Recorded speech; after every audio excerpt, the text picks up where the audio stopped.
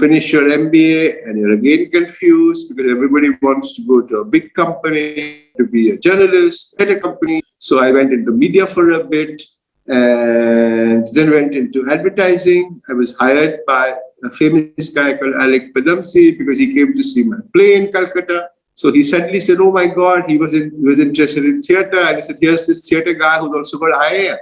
So he was very excited by this combination, because in advertising in those days, in Lintas, the company I joined, you had, there were two types of people. One was the theatre crowd. You had Shyam Benegal and Kabir Bedi and, all these famous theatre guys.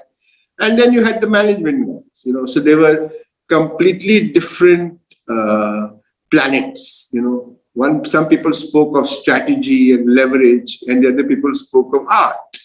So I actually came by accident into advertising, but then I found it suited me, because there was, even being in the management side, there was, it helped if you had some kind of creative leaning because creative people could relate to you, and it was a people business. Your clients could relate to you because you have a background in, say, public speaking, which also is important, so, and you have what now is called soft skills. In those days, they never called it soft skills, but soft skills in any business, I think are important, but in a service industry, in a people business, are even more important. So, and you have to understand, those were days when India was not yet open, and even being an MBA was relatively new. So you got a lot of advantages in the corporate sector. And then, of course, India liberalized in the early 90s. So once India liberalized, a lot of us in our early to mid 30s got quite lucky because a lot of people helped you to become entrepreneurs. A lot of global people would come in, they would look for talent. And, every 10, 15 years is a cycle. So this mid-90s, a lot of us became entrepreneurs without any money, or very little money. Salaries were low. So it's actually, to sum it up, so much of these are accidents, happy accidents. But the common thread in all this is just to have an open mind and to look for opportunities. Again, when it came to, 2001, 2002, other opportunities opened up. Something like private equity had a beginning in India. Again, these are normal things today. Every kid says, I'll go to funding, to a VC, to an angel investor. But even till 20 years ago, they were not there in India. And I'll tell you why I'm saying all this. Because at that time, if your father didn't have money or your uncle didn't have money, it was not possible to become an entrepreneur, So there was debt from banks, but people wanted you to put your house as a collateral. So again, India changed, the pace of change from every 10, 15 years became every 5 to 7 years. The pace of change speeded up. And why I'm telling you guys this is that so many careers, which today seem exciting, didn't exist. And, in the last few years, since I sold the companies I was involved in, I find that I'm a student again. I'm on the board of a London company, which is artificial intelligence and machine learning. Now, this didn't even exist 10 years ago. Another company, Rainshine, is involved in various content stuff, with OTT, your Netflix, your Amazon. So, we own companies like, say, Veer Das, and, things like that. 15 years ago, you went to a comedy show once in a year. Today, it is large or something. I think it's people had a global business out of stuff which people used to do for fun. We had a colleague of mine from IIT. I think he would have loved to have been a comedian, but he was from IIT. He went to work for an engineering company. So every time he had an opportunity, he would stand up comedy and have us in splits. But not for a second did he think that he could make a career out of it, you know. Whereas today you can make a career out of anything that interests you. There are opportunities, there is funding, and what you have to do is avoid simple traps. For example, everybody will tell you the thing to do is to go into private equity, you know. But it's better to be the world's best baker than it is to be the world's worst private equity person. A lot of private equity friends of mine have basically lost 70% of their funds because they're not good at it. So the trick when you're 14, 15, 16, 18, 20 is to try a lot of things and keep an open mind and then discover what is interesting for you. Because in the end, I think the only way to do well is to get up in the morning and say, you know, I want to do this, as opposed to this is a very good line to be in, you know. There is no real good line to be in. You know, the only good line to be in is something that interests you, because firstly, opportunities change every 5 to 7 years. And, you know, in my lifetime, in the beginning, we all envied bankers. You know, I shouldn't say anything, I'm on the board of a bank now, but, you know, the really cool guys who wanted to make money would join foreign banks and they would get posted, trained in Athens and Hong Kong, and in those days travel wasn't so common. You know, a few of us had just traveled with our parents very, very seldom. You know, our generation really started traveling on work, at least overseas. You know, and you know, I keep saying this story because it's funny, but it's real. You know, when I joined Lintas, I was also, besides handling businesses, also was the person who used to do the presentations for my super boss, Alec. He was the CEO. I was about 5 levels down. Okay. But because we both had an interest in theater and he liked theatrical presentations, he would make me do his presentations for him. And because of that, I would travel with him. So he would be speaking in Thailand at a conference. And, you know, in those days, there were these stupid little carousels. So he used to get nervous of those carousels. So my job was to ensure that none of the slides came ulta. And I would do the rehearsals with him. He couldn't do it himself. So, you know, whenever somebody invited him, he would say, I need, for me and my executive assistant, I need a ticket, you know. So I would go and my parents would get so excited. Or if there would be seminars for Unilever or the global clients, and, you know, you would go to London. So I still remember, you know, my poor father, who was an engineer, he had 3 children. One was an architect professor, my sister. One was a doctor, my brother. So when he was explaining what his kids did, he would say, like, you know, my daughter is a professor, an architect, my son is a doctor, and I have a 3rd child. He's very smart. He keeps going abroad. So in those days, he didn't know how to explain that I was in advertising or what I did or IIM. You know, today proud parents would say, you know, my kid has gone to HBS or my kid has gone to IIM. But in those days, if you came from a middle class traditional background, you know, parents, they didn't know how to package you.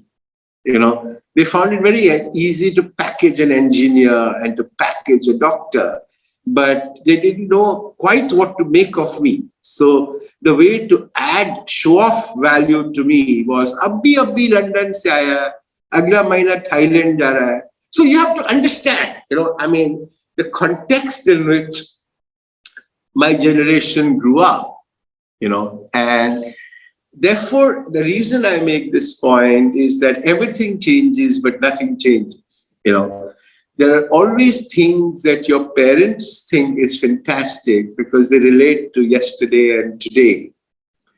And then when you're young, you will have certain passions, and perhaps those are the passions that relate to tomorrow. And, you know, it's like gaming. You know, I used to think gaming is so silly.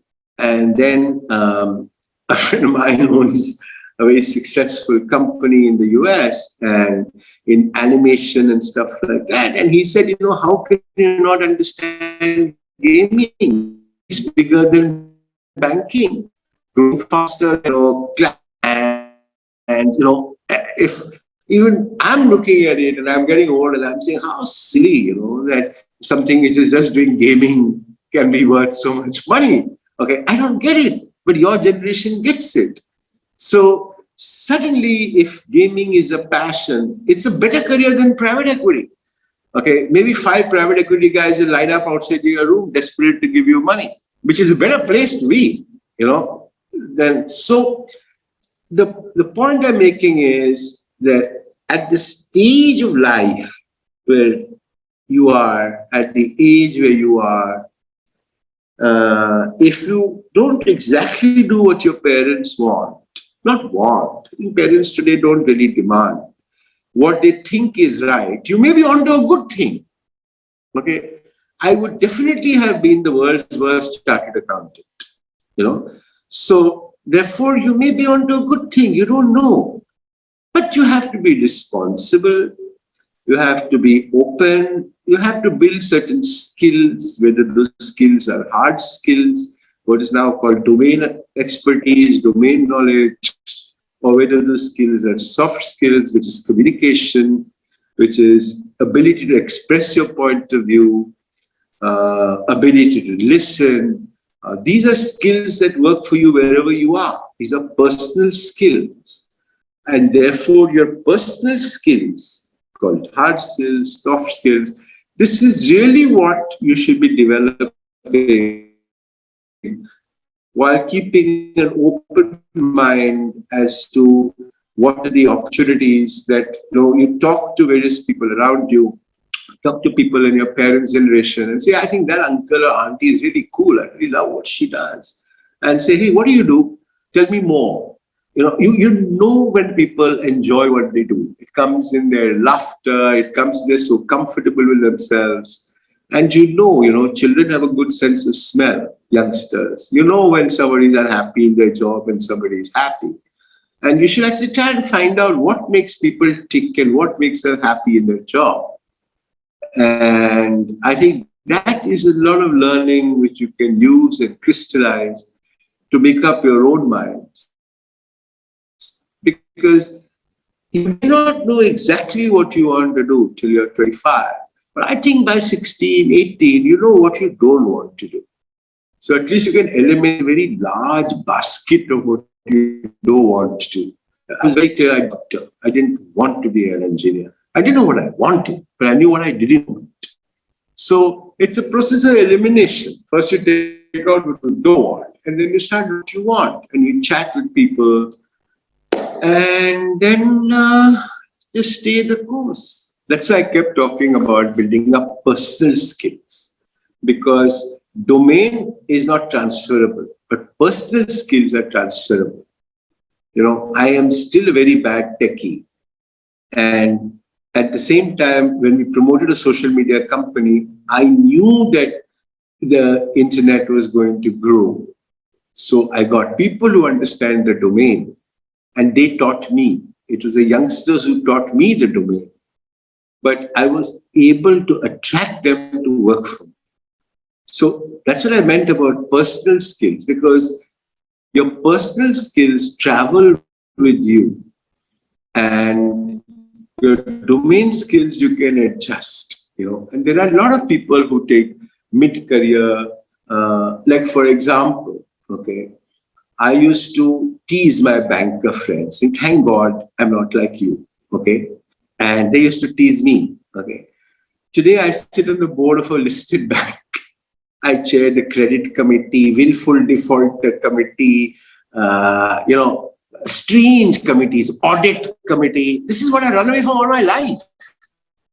This is what I didn't want to do, okay? But today I enjoy it. They teach me, and I give them wisdom about, no, this family don't lend to, these people are Khandani crooks, this segment will rise. I understand regulation. I understand what's happening with the economy. So for someone like me to be post-retirement, having young people teach me. Somebody just educated me on a company called Zerodha, which I didn't know. I said, what is Zerodha? They said, there's this company called Robinhood US. I said, no, I don't understand. You make a presentation to me. Teach me on the business model. Now, I don't even do day trading, but I'm fascinated understanding it. But for that, what does it mean? It means that you have to have an open mind and you have to have the ability to let younger people teach you. When you start, older people teach you. When you get old, younger people teach you. So there's a whole balance that shifts. I'm sure that when your parents have techie problems, they call you and say, can you sort this out? Okay, so don't tell me it doesn't happen to you. It happens in my house all the time. Okay, I will catch my daughter or son-in-law. Now, unfortunately, my granddaughter is only 8 months old, but I think 4 years from now, I'll catch her and say, how do I do this damn thing, on the iPad, and I don't know how to do it. So everybody learns from everybody. Will there come a time when you will need to transition? I think yes, in your generation. Okay, I really believe yes. And there are 1 or 2 or 3 things which I can only give as tips. One, don't have all your friends from work. Because advertising people only party to advertising people. My wife was a banker. Bankers only party to bankers. IT people only party to IT people. Because then you create your own little echo chamber. And that's when you become not open to other influences. So have a friend who's a musician. Have a friend who owns a restaurant. Have a friend who's highly successful private equity. Have a friend, when I was at Harvard, for example, doing a fellowship 4 years ago, I realized when they talk about problems of the world, like say climate, I was completely clueless. Climate hadn't even entered my brain, as something that I should be concerned about. Because I was only concerned about how do I pay 500 salaries, how do I make money, how do I do this, how do I do that. That's all I was concerned about. I would read, I thought I was extremely well read, but will the world be destroyed by climate? It was not on my horizon. What will happen to livelihood was not on my horizon. And these were areas I was interested in. So then I started teaching myself by meeting people who were into that. I came and started advising the skill ministry in India. They thought I must be brilliant because I'm a Harvard fellow and from IIM, but I was clueless. They taught me. Okay, once they taught me, I started telling them, you should do this, you should do that. They didn't even realize that they had taught me. But you have to, at the moment, I have a friend who's very famous now, based in called climate change. They take ocean plastic, make it into products. So there's a shoe called Adidas Parley, and they work with some of the most big firms. Now he is in fact going to work with the government of India. He's working with World Bank, and he is, what do they call them? He's a climate warrior. Okay. So he keeps telling me, we chat once a month because he wants me to help him on India. And he says, wow, you know so much. I said, Cyril, you fool. You taught me, you forgot. Okay. So, this guy called Cyril Gatch, you can Google him. He's all over the place. He's on TED and he's on United Nations and he presents with the president of the Maldives because they've taken Maldives as a country and made it plastic free. And, so what I'm saying is that you keep your friends diverse. Everybody talks of diversity. It's become very fashionable. But when they talk about diversity, they talk about culture. Who's black, who's white, who's brown, who's gray, who's yellow. Okay. Then they talk about gender. Who's transgender, who's male, who's female. Okay. But the biggest diversity is in the mind. The biggest diversity is how willing are you, as the world polarizes. Okay. People are getting the same set, the echo chamber. Even the media is the same. The people who watch the media are the same. When I was in the US, and this is not the same America, okay? It doesn't feel like the same America, but by watching both, you have a diversity of views. I do that here. I watch NDTV, which is one end of the spectrum, Republic is the other end of the spectrum. Then I try and figure out, I think this is really what's happening here. Okay. I think you just don't know what's happening. There's this, it's called a filter bubble. There's a concept in the internet, a filter bubble. That's how Facebook will make money. You self-select you self-select the people you want to talk to and what you want to talk about, and they shove more and more and more on that on you. Okay. But that's very dangerous because they're playing with your mind. They're making your mind less diverse. So it's only when you make your mind more diverse and the people you interact with more diverse. And if 5 of your friends, if you're a group of 6, all of you have the same views on life and all of you have the same political views, it's a problem. A very famous statement made by somebody, C.K. Pratap, it was old person. I think he's died now. I'm not sure whether he made it or not. But he had a very wise statement. He said, do you have 20 years experience or 1 year experience repeated 20 times? And you'll find a lot of people have 1 year experience repeated 30 times. So when a guy comes to you, when I used to interview, when somebody say, I have 15 years experience, I say, oh my God, now we go again. And I would tell them, okay, share your experiences with me. And if it was, I started as product manager, become senior product manager, marketing manager, this is rubbish. The young people's knowledge and understanding of climate change and their passion for doing the right thing in the world is far, far superior to what my generation had. We, of course, justified by saying that we've given you guys a roof on your head and whatever you do, you will get fed and watered so you can afford